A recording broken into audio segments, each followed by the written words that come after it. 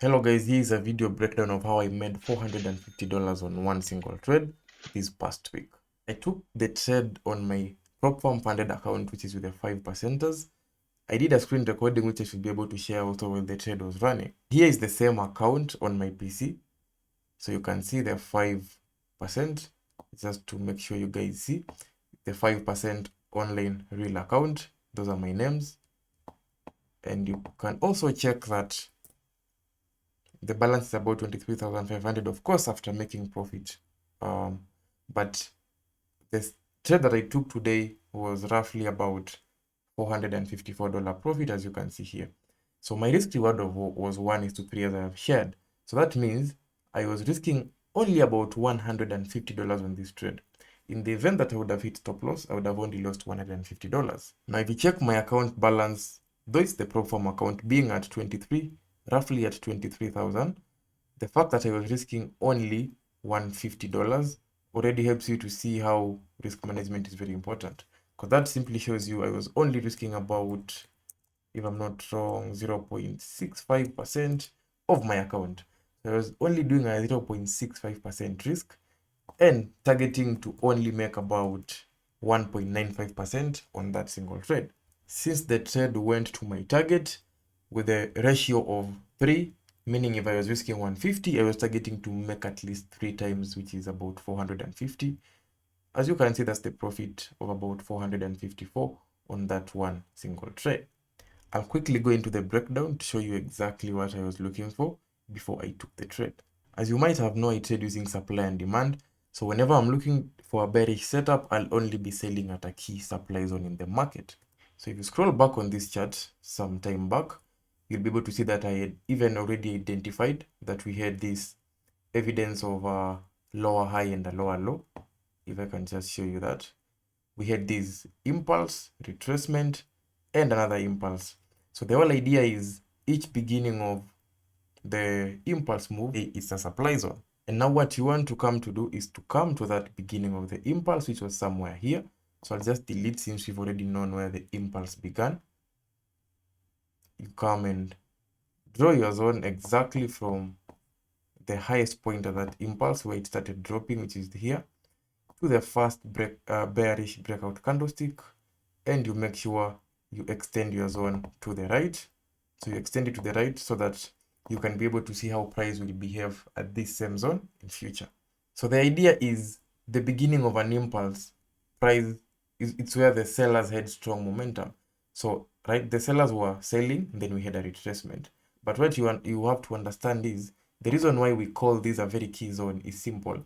After the retracement, this is the exact point that the sellers started to push price lower. So sellers had strong momentum here all the way down, but we want to look at the key point where the strong momentum started, where they gathered the pressure to push price downwards, which is the supply zone. So that is why it's actually a key level. So the anticipation is that most of the time whenever price goes back to that same level in future, we'll be expecting a possibility of sellers to still have some strength to push price lower, or we are likely to see sellers showing the interest to want to push price lower again, since it's a key level that they already operated from before. Fast forward, price came back to this zone, and just to let you know, you see I've been patiently waiting for this zone all the way from this is 4th May, today is 1st June. So that is literally close to a month waiting for price to come at this zone. It does not mean that I've not taken any other trades, because I also had some bullish setups here and here, as you can see. But the whole idea is I've not had any bearish setup on Euro and ZD until right now, 1 month later, because of patience. And that is because I only take bearish trades at a supply zone. If you see here, we had some behavior if price was trying to drop. Some people could probably try to take a sell trade here and here. But you see what happened eventually, the sell trade never happened. It's very simple, because this was not necessarily a key level in the market. So don't just be fooled when you see the market moving up and down. Don't just be fooled when you see long candlesticks and you think the market is about to drop, or you see patterns. Make sure you are only looking for entries at key levels in the market. You could argue that at the key levels is where the smart money, or as people call them, the big institutions, are trying to push price. So you want to try to take trades at these key levels and not just anywhere because we had any sort of pattern. So when price comes to my supply zone, first thing that I always look for is possibility of, some evidence of a wick or a rejection, since the market has been buying and I want it to sell. So I want some evidence that the sellers are getting weak. But most importantly, I want to get an M pattern. How I draw my M patterns, it's based on the rhythm of candlesticks. So you have to be very careful to spot the pattern. I'll show you a very quick example.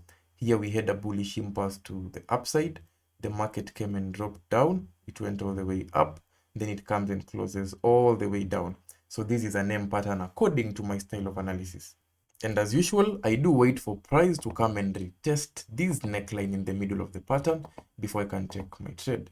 So long story short, this was the first confirmation I had. So yes, I did take a short position here initially.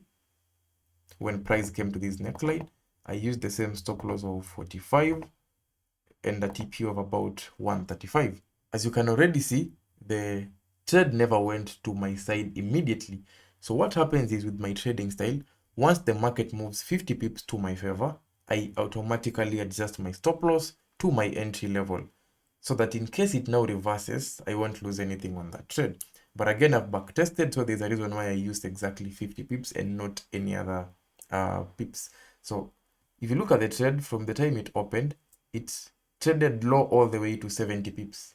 My target being 135, 70 is way more than half of my target. So at this point, if the market starts to go opposite, my stop loss was at break even. Now if you check carefully, the price came back, wiped me out at break even. So long story short, I had taken the first trade here, which was on Wednesday. But what happened is the trade went back at break even. I closed at 0 and I didn't make anything on this trade. Neither did I lose anything. So after the trade has wiped me out at break even, I still have another chance to get into the trade. But the idea is that price must go back to the same supply zone, and it must also give another confirmation, which is an M pattern. So if price doesn't go back to this zone, I won't take any trade, even if there's a confirmation.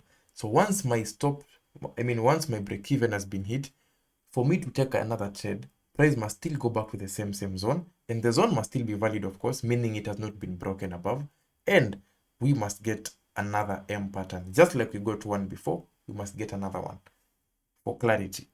If you check carefully, price eventually came back to the zone, and when it comes back to the zone, it also gave me another wick, which is also another good sign, because this wick is just signifying, again, same thing, that the buyers are potentially becoming weak. So there's a possibility of strong sellers, but we must wait for the confirmation of strong sellers, in which I use the M pattern. So if you check carefully, I do find my patterns again using rhythm of candlesticks. So if you don't know how to follow the rhythm of candlesticks, you might never spot my patterns. So if you look from this point, price traded up. That's the rhythm that I'm following. It went up, it came down, it went up. And by the way, you could use the wick or the body, doesn't matter, as long as the rhythm is showing you that we had a pattern. After there, it comes and trades all the way below. So this is very interesting because, as you can see, we have another M pattern. So we have the confirmation to take the trade for a second time. I came and marked my neckline, because I've told you that is the discipline that I have, that I must take my trade at the neckline. In fact, the neckline is exactly somewhere there. So I put my neckline there. So once the candlestick has closed, I won't sell unless price comes and retests the neckline of this M pattern. Because I'm trying to be very precise with my entry. I'm trying to refine my entry to be as good as possible.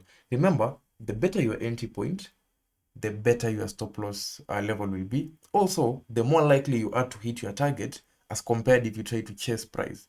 Because if you take your trade here, 135 pips will be nearer as compared to someone who came and took a sell trade, let's say somewhere down here. So I always want to get my entries as precise as possible.